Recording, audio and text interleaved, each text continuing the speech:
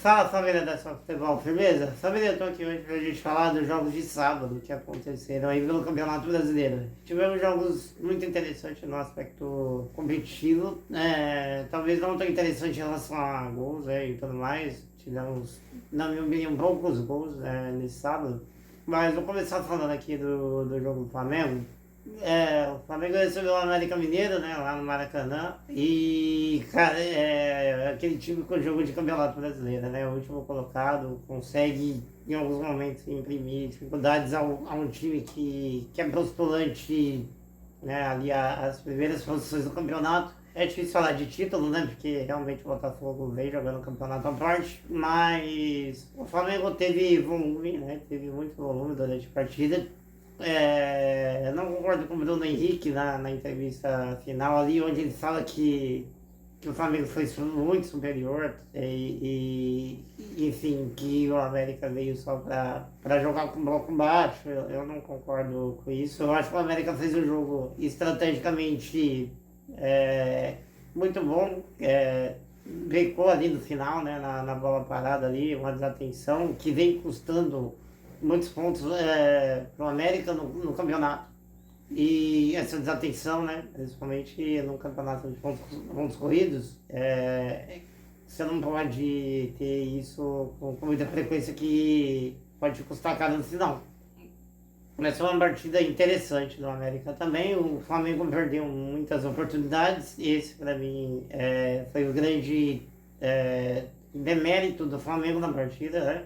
Acredito que pelas chances criadas era para ter sido talvez até 3, 4, enfim, o Flamengo poderia ter resolvido o jogo, talvez até no primeiro tempo ainda, pelo número de oportunidades. Não começou o primeiro tempo bem, criando, né? O Pazinato foi obrigado a fazer 2 defesas ali no começo do primeiro tempo. Depois o América conseguiu equilibrar um pouco mais o jogo ali no setor de meio. O Gabigol perdeu, né, bastante oportunidades ali. O Bruno Henrique também. E o América tentando especular nos contra-ataques. De tanto insistir, no segundo tempo o América consegue fazer o gol numa jogada ali pelo lado direito, né, nas costas do Wesley ali, onde sai o cruzamento e no rebote o Felipe Azevedo acerta um belo chute que não tinha como o Matheus Cunha fazer muita coisa. Depois do gol, o América baixou o bloco, acho que até de maneira excessiva, e você não pode ceder campo do Flamengo com a equipe tão qualificada tecnicamente, né?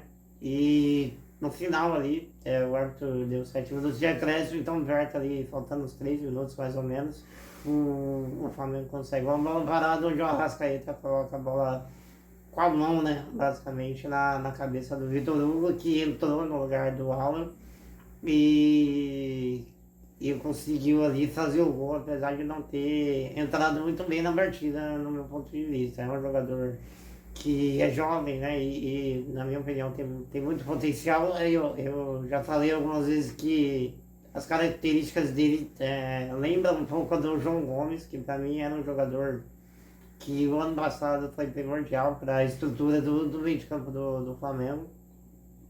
E aí, apesar de não ter entrado muito bem, fez o gol de empate. O Flamengo característico de São Paulo, e né, as coisas não estavam dando muito certo, então começou a tirar jogadores que poderiam dar um pouco mais de equilíbrio defensivo e colocar jogadores com mais características ofensivas, enfim. O Flamengo conseguiu povoar bem ali a última linha do América, mas a bola não chegava com tanta qualidade, né? O Gabigol foi bem discreto na partida, o Pedro também, apesar de ter entrado no segundo tempo, não conseguiu contribuir muito para que o Flamengo pudesse finalizar com qualidade, né, com mais qualidade ao gol do América, enfim. E eu acho que concordo com o São Paulo ali quando ele diz que o América fez um bom jogo e o Flamengo poderia tranquilamente ter saído com resultado negativo. Vou falar agora de outra partida que não teve gols, Corinthians e Bahia. Mas foi um jogo interessante do meu ponto de vista. Eu acho que o Corinthians não conseguiu usar uma das armas que vem sendo essencial para esse time que é o jogo pelos lados, né? Eu falo no momento ofensivo porque o Bahia com jogadores abertos ali conseguiu incomodar muito a segunda e a última linha de marcação do Corinthians. O Fagner e o Fábio Santos não conseguia subir com tanta frequência e quando subiam acabavam não tendo a efetividade que eles costumam ter, né? O Fábio Santos errou alguns cruzamentos, eu acho que o Corinthians sentiu a falta ali do Roger Guedes, né?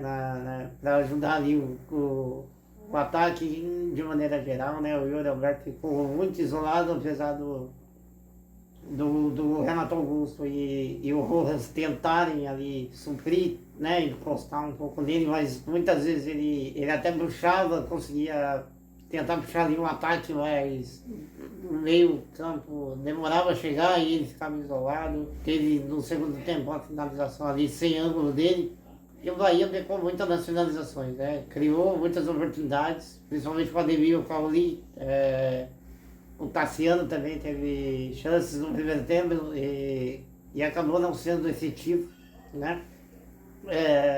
E isso prejudicou o time do Bahia, que precisa sair de uma situação incômoda, né? Assim como o Corinthians, eu acho que ofensivamente, apesar da ausência do Roger Guedes, eu esperava mais do Corinthians, coisa que acabou não acontecendo. E os jogadores que entraram, né, que costumavam dar uma desequilibrada, o Juan, o Biro, enfim, não conseguiram produzir também muita coisa. E foi um jogo que o Corinthians deveu muito no aspecto ofensivo. E defensivamente teve alguns sufocos ali, assombrou algumas dificuldades que se o Bahia tivesse aproveitado melhor nas finalizações, né? Tecnicamente falando, poderia ter saído com resultado positivo. Da Arena Fonte Nova. Vamos falar também aqui, família, do jogo de São Paulo. O São Paulo que perdeu no Cuiabá, né? Perdeu por 2-1, foi um jogo bem atípico também do São Paulo. Não jogou com um time tão diferente assim do que vem sendo, né? Que eu achava que o São Paulo ia poupar até mais do que poupou, por causa do confronto no meio de semana pela Copa do Brasil que vai ter contra o Corinthians. E mais o Cuiabá é um time muito arrumado, né? Taticamente falando, é um time que tem uma estrutura boa de marcação e consegue especular várias chances ali no momento ofensivo. O Davidson chegou a perder um pênalti, né? Que foi pênalti, no meu modo de vista, os dois pênaltis que foram marcados a favor do Cuiabá para mim aconteceram. Talvez o primeiro com até mais convicção, que o Davidson acabou desperdiçando. Mas o Cleison também sofreu e bateu o segundo pênalti, né? Fez 1-0 e o Cleison é um jogador interessante, né? Já passou no Corinthians, Bahia, enfim, vários clubes, Ponte Preta. É um jogador que agrega, eu acho que agrega muito, principalmente pro campeonato que o Cuiabá tem que fazer. E então fez um primeiro gol lá, o Cuiabá cedeu o campo ao São Paulo, que foi muito displicente com a bola, coisa que esse time não costuma ser. E o Cuiabá, ali numa jogada despretensiosa com o Isidro Pita, que já tinha entrado no lugar do Davidson, consegue chegar ao segundo gol, um belo gol. O Pita, que é um jogador interessante também, fez um bom campeonato ano passado com a camisa do Juventude. Foi a maior contratação do Cuiabá, né, em relação a valores, e teve dificuldades para se adaptar, para entender a maneira, eu acho, do Cuiabá. Não estava do Cuiabá jogar, não estava num bom momento técnico também, mas vem entrando e vem sempre contribuindo. E o São Paulo chega a diminuir, né, no final, uma bela jogada ali do Caio Paulista, que vem se destacando muito com a camisa do São Paulo, né? Ele rola para trás, o Erisson chuta ali meio que cruzado e consegue achar o Natan. E é isso, o São Paulo poderia até ter empatado, porque criou para isso no segundo tempo ali, por volta dos 15 minutos finais. Mas acabou que ficou no 2-1 mesmo. O Cuiabá consegue uma vitória importantíssima. Eu acho que o Cuiabá é um time, né, já falei, que tem uma certa qualidade, é qualificado, tem um modelo de jogo estabelecido e dentro da sua casa consegue resultados que parecem improváveis, né? Se você comparar o nível técnico das equipes que ele consegue imprimir dificuldades no seu estádio. Mas ele faz sempre boas partidas competitivas do time do Cuiabá. Então foi uma vitória merecida e o São Paulo sempre tem uma certa dificuldade, né? Não só o São Paulo, outros times também. O Palmeiras já teve dificuldade lá na Arena Pantanal, enfim. Calor, enfim, um ambiente, um time que sempre compete. Então, isso é o Campeonato Brasileiro, por isso que é um dos campeonatos mais interessantes, com certeza, do mundo. Vou encerrar aqui, família, falando do jogo do Palmeiras. Palmeiras que recebeu Fortaleza no Allianz Parque. E o Palmeiras consegue chegar ao gol ainda no primeiro tempo, né? Numa jogada ali do rebote que o Richard Rios pega o chute fora da área do escanteio cobrado. Um chute até despretensioso, mas ele desvia na zaga do Fortaleza e acaba matando, né, o goleiro Zé Ricardo. E cara, foi um jogo onde o Palmeiras conseguiu ser eficiente, principalmente no segundo tempo. No primeiro tempo teve ainda um pênalti que o Luciano cobrou, né? Foi um pênalti, cara. O Rocha estava com o braço aberto e realmente ele estava dentro da área, então foi pênalti mesmo. E o Fortaleza, perdão, ainda teve um gol anulado, né? Na primeira etapa, que a bola bate no braço do Luciano, e o outro jogador que finaliza bem ali, mas o lance já estava anulado. E no início do segundo tempo, o Everton consegue, eu acho que teve papel importantíssimo para a vitória do Palmeiras, porque faz no mínimo ali 3 defesas difíceis, né, que os jogadores saem na cara dele. Teve uma que quase que ele faz o pênalti ainda, né?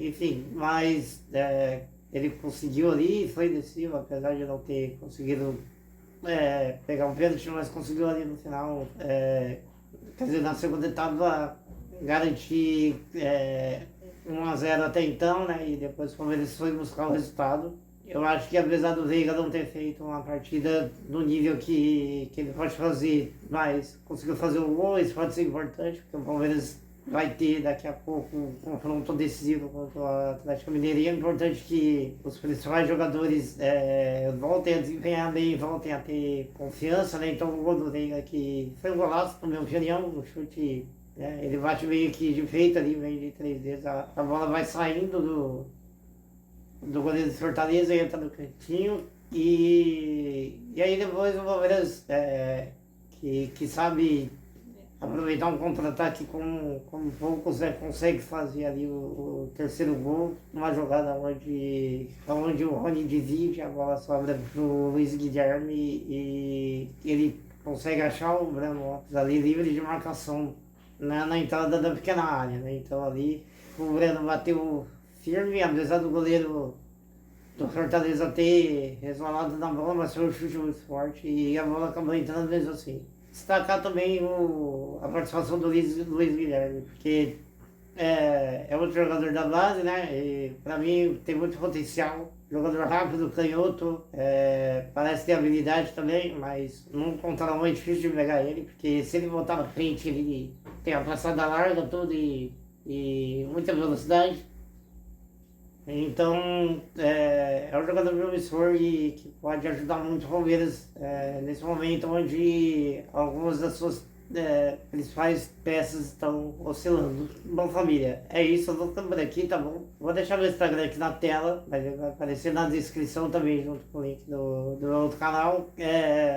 Aproveitem aí, curtam o vídeo, comentem o que vocês acharam das sortidas nos comentários, dá o like, compartilha com a galera, tá bom? E amanhã eu volto pra falar dos jogos desse domingo. Valeu!